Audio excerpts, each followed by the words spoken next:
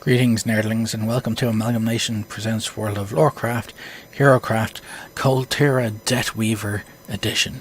Okay, before we get started on the lore behind Koltira, I just want to say that I'm not using my normal, my H1 Zoom microphone, the one I used the last couple of times, because I left this till the last minute and I'm unable to figure out what's going wrong with it at the moment. I'm getting some mixed audio problems and things like that, and I'm going to be experimenting around to see what I can do to solve those problems. And secondly, there is probably going to be a high-pitched whistle sound for some of you, if not all of you, in this recording. I can hear it when I play back the audio, so I'm sorry about that. It's something to do with how the microphone works. At least you can't hear the fans, so that's an upside. Now, let's get on with the show. Koltira Deathweaver appears to be the first Death Knight to join the new Horde, somewhat similar to his Alliance counterpart, Thessarian.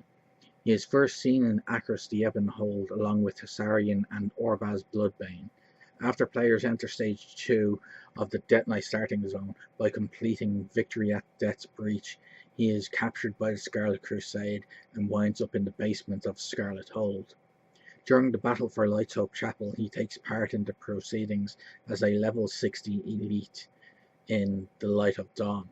He is later found as the level 80 elite in Agmar's Hammer in the Dragonblight, as well as on Orgrim's Hammer in Icecrown.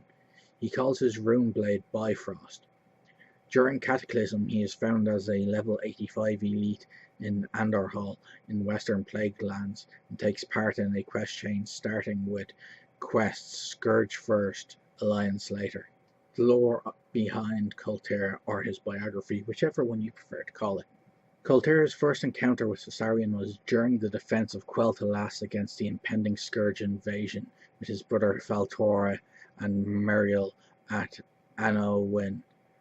Muriel was quickly slain and Faltora charged Thessarian directly, only to be quickly beaten.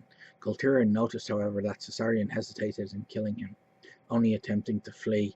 Faltora was killed by an abomination, but Koltira managed to escape. Several hours later, Koltira followed and ambushed Thessarian. Feeling the conflicts inside Thessarian, he offered Thessarian the choice to turn away from the Scourge and join him. Thessarian refused, but spared his life until the next time they meet. The next day, the Elf Gates failed and the Scourge entered Silvermoon, where Koltira and Thessarian continued their duel. Thessarian emerged victorious and took Koltira's life. Koltira was then raised as another Death Knight of the Scourge. Despite being his murderer, Thessarian and Koltira see each other as brothers. Years later, Koltira and Thessarian were ordered by the Lich King to join High Lord Darian Mograin's forces in crushing the Argent Dawn at Light's Hope Chapel. At the close of the battle for Light's Hope Chapel, in a confrontation with the Lich King, Tyrion Fordring cleansed the Ashbringer, freed the Knights of the Ebon Blade from the Scourge. Koltira and Thessarian parted ways, with Koltira joining the Horde and Thessarian joining the Alliance. They are still like brothers, and Thessarian said that if Koltira ever asked him for help, he would help him. Koltira in Cataclysm. The Alliance and Forsaken are fighting over control of Vanderhall and the remaining Scourge presence there. The Alliance, led by Thessarian, have taken control of the western portion of the town, while the Forsaken, led by Koltira Deathweaver, have taken control of the eastern portion.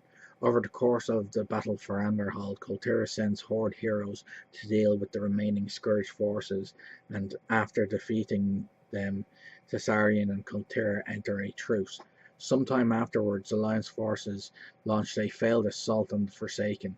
After repelling the invasion, Koltira sends agents of the Horde to speak with Lindsay Ravenson. Upon meeting Ravenson, it is revealed that she is in reality Sylvanas Windrunner.